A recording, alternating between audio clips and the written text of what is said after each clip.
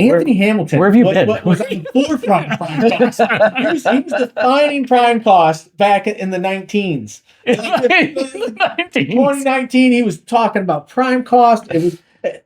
I just want to say you are like the Columbus of prime cost. Like, I don't know if that's a good thing. I mean, okay, like how about Vespucci? Neil Armstrong.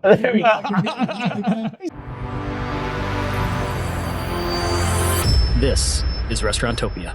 Welcome back to Restauranttopia. We got my man Anthony Hamilton over there. How are you doing? Hey, man, I'm good. How are you? Doing great, Brian Sites. Hey, how's it going? And myself, Dave Ross. Appreciate everybody listening. We're going to talk to the owners today. Okay. We're going to talk to the business owners. Good idea. Straight in your face, coming right at you. Okay. Topic: if you can't explain your numbers, you don't own a business. Okay.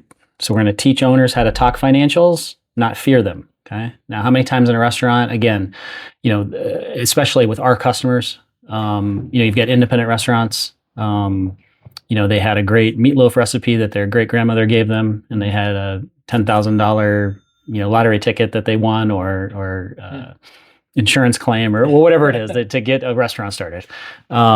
So there's probably a lot more of that in our industry than we'd like to admit. Where the owners are there and they're the ones that put the money in.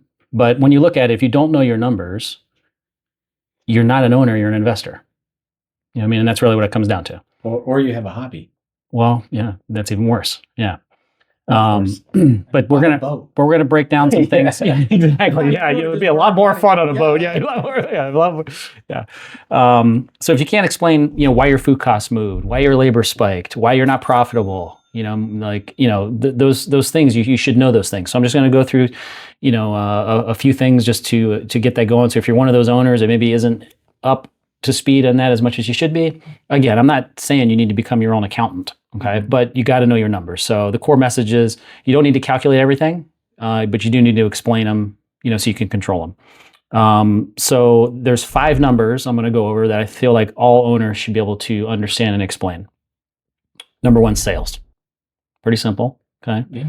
Now, most owners are going to know I do X amount of dollars a week in sales. Okay. So I'm not talking about that. I'm talking about, where does your revenue actually come from? Where do your sales come from? Do you know that this much is dine-in, this much is carry-out, this much is catering, this much is your day parts, this much is breakfast, this much is lunch? I feel like it's third-party delivery. Third-party delivery. Yeah. You're like, we're up in sales. Yeah. Why are we up in sales?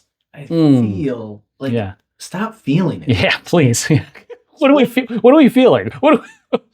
Split out your sales number.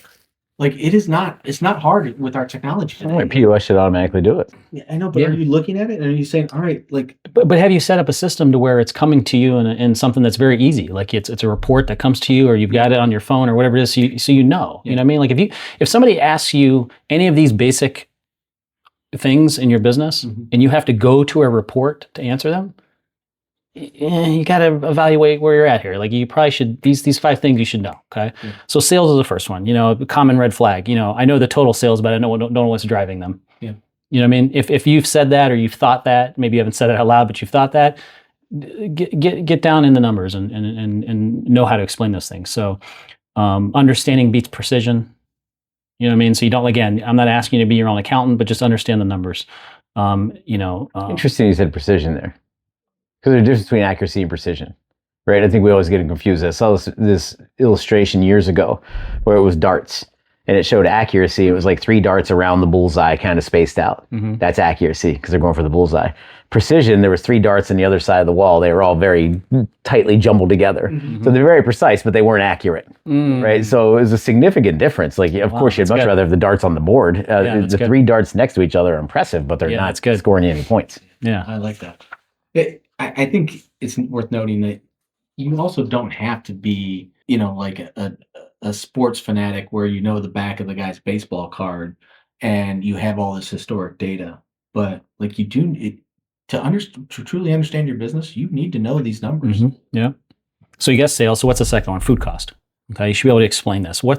Why is my food cost moved? What's caused it to fluctuate so much? You know what I mean? We used to run this, now we run this. Okay. So what caused it to change? Was it things increased and we didn't move the price? Was it waste, portions, theft, all those things that we just got through, an amazing episode talking about, what can you control and what can't you control? So again, a common red flag statement in that scenario is food cost is high, but I'm not sure why.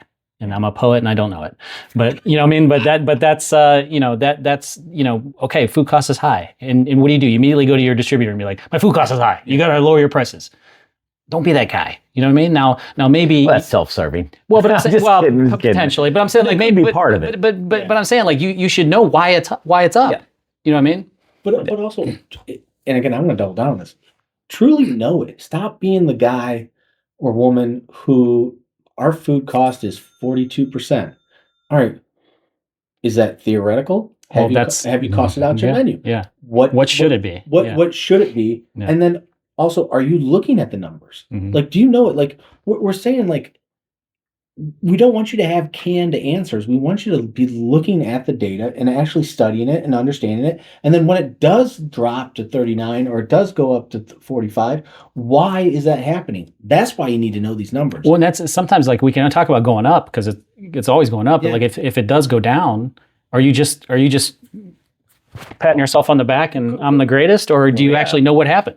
Egg prices went way down. Yeah. And now because our breakfast spot is doing much, much better. Right. Your staff is still not executing. They're still wasting. They're still overportioned. They're still theft. So what are you doing to really know these numbers and to be able to make meaningful change in your business? Yeah, no question. So we got food cost. I'll give you 3 chances to guess the next one, and the first 2 don't count. Labor. Thank you. You should be able to explain your labor, why it spiked, why it improved, what positions drive more overtime.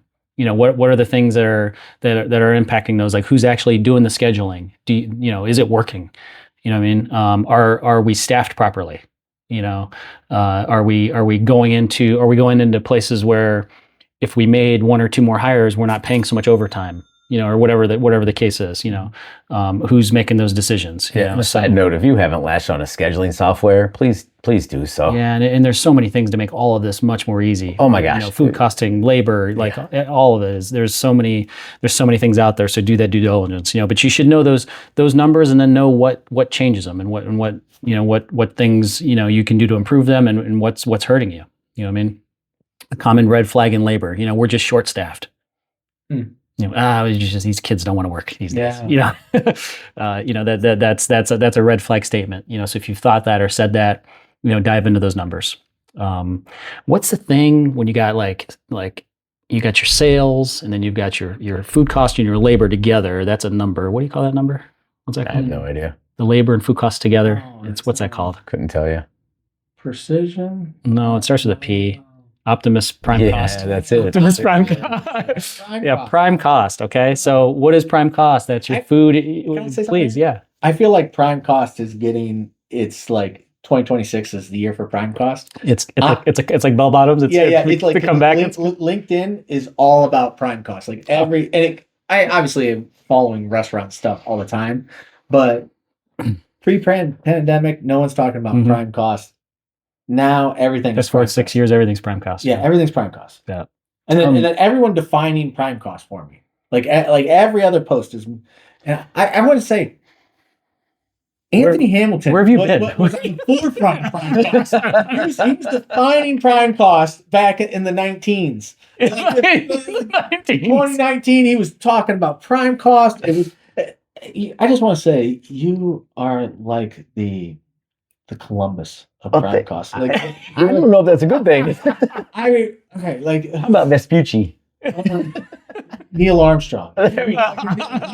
He's just like an honorable fellow. Yeah. No, I mean, I appreciate that. You were on the forefront of prime cost. I got lucky that I worked for a guy who had grown up in Darden food groups, and he was a high-level manager. So I started studying organizational prime cost. My first management job was in 2006.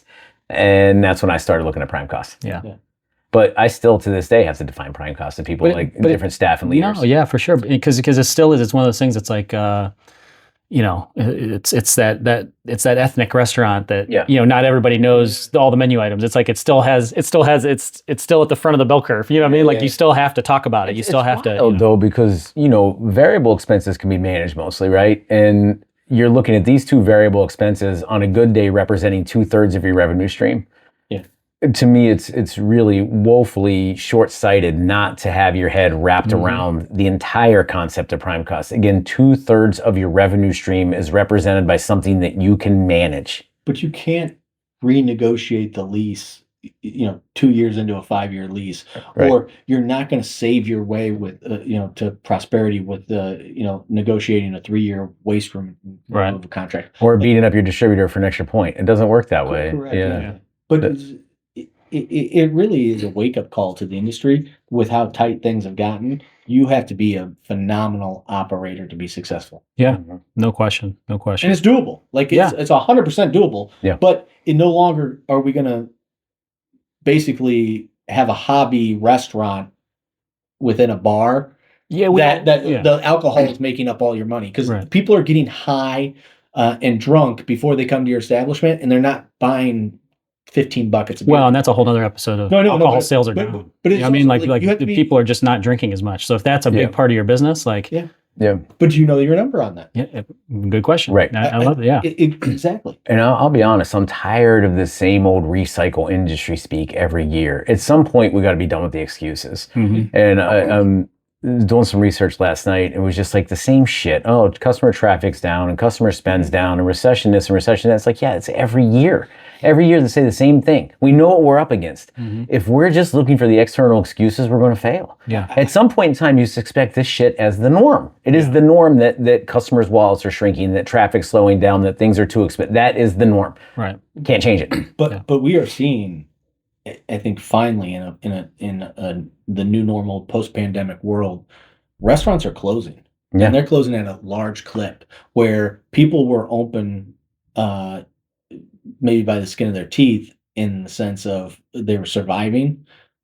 Restaurants are failing now. Yeah, this goes back to Darwinism, though. That's the survival of the fittest, right? Yep. At some point, I remember in 2016 to 2019, the sheer oversaturation of restaurants. Yeah. And it was very clear that the balloon was going to burst at some point in time. It had to, unfortunately. And the downside to this is it's going to naturally weed out the poor operators. And it doesn't mean bad people operators. It just means operators who aren't studied or aren't on top of their numbers like you're talking about. And I think the reckoning day is coming. And it's been here and it's ramping up, to your point. Just because you go out of business, you're not a bad person. No. But it is a healthy, efficient way of a restaurant economy. Yep. There needs to be what's locations to go out of business. And it's what's wild today with the common mode of practice is two bad decisions in a month eat your profits for the entire month. Yeah. You have zero margin for error, bro. Yeah.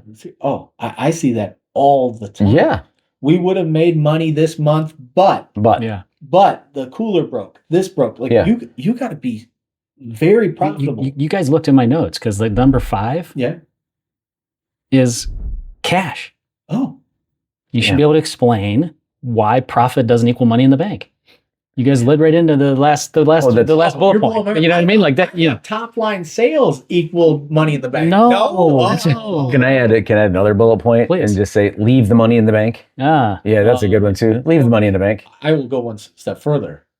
Take the money out of the checking account and put it into the business savings account. And by the way, you can negotiate your savings rates with certain banks, and they have promos, and they might give an extra point if you switch banks. But I don't know too much. Yeah, I like that. I love this. I I feel like I'm on autopilot my own episode. I love this. This is awesome. I have a lunch meeting with a banker today. I bet if you're about to shift a lot of money, they'll negotiate that interest rate with you.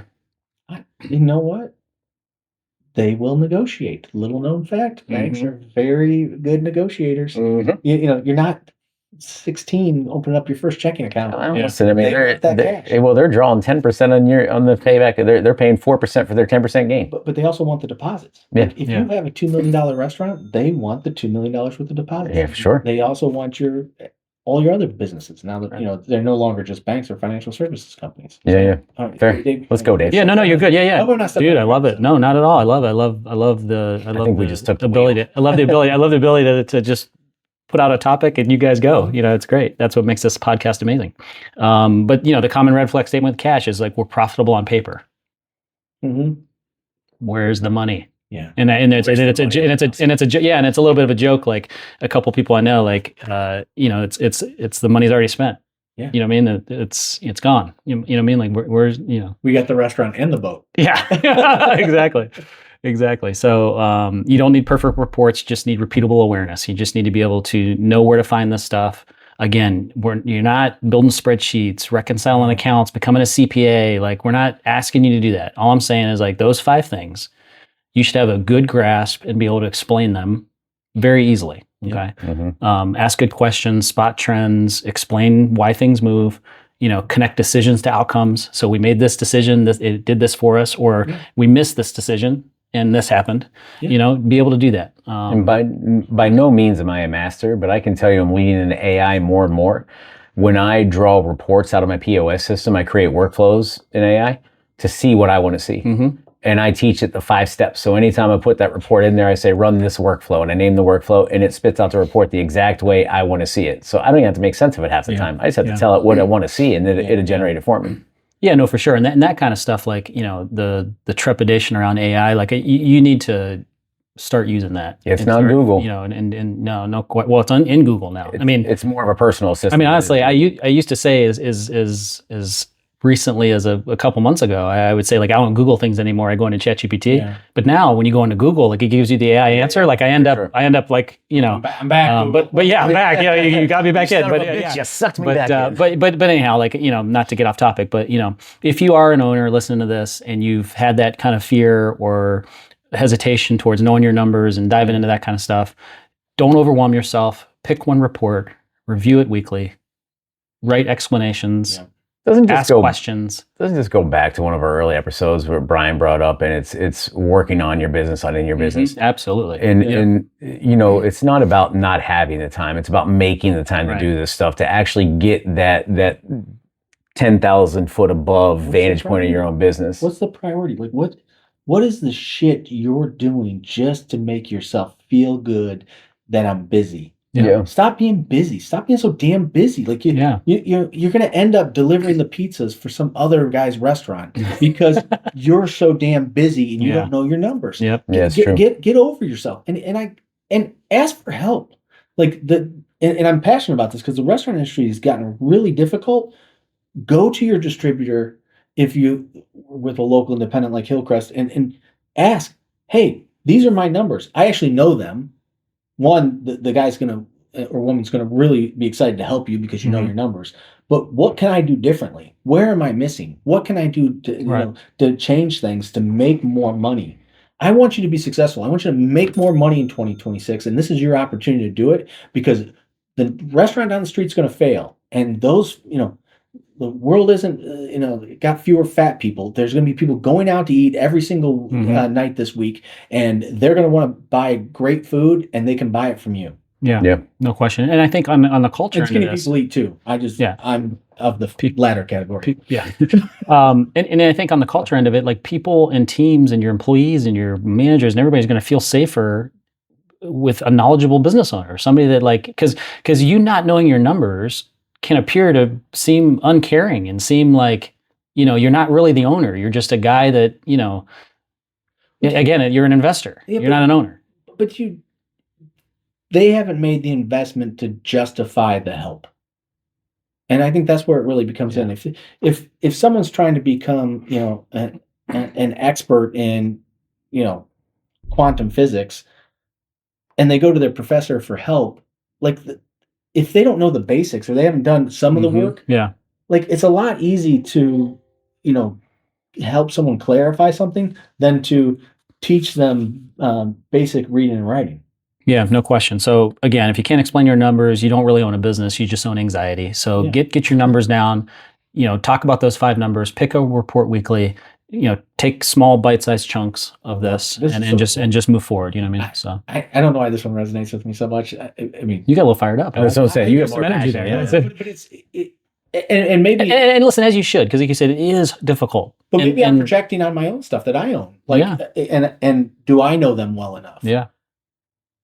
Or am I just bullshitting myself and the people I talk to? Because I'm lucky enough to know numbers, right? But are they right? Yeah. And are they my numbers? Yeah. Do you know your numbers? Yeah. No, I love it. So appreciate you guys. This is awesome. Yeah. Again, we've been doing a lot of looking in the mirror, huh? Yeah. I guess it's That's what January it's does all that to about. you. It's local independence. That's what everyone needs to realize. No one's coming to save you. Yeah. There's no more PPP loans. There's no more I can be mediocre and be successful. That shit's over. Yeah, sure is. Yeah, absolutely. So appreciate you guys. Thanks. Check out the show notes, restauranttopia.com, and we'll see you next time. Thank you, Brian.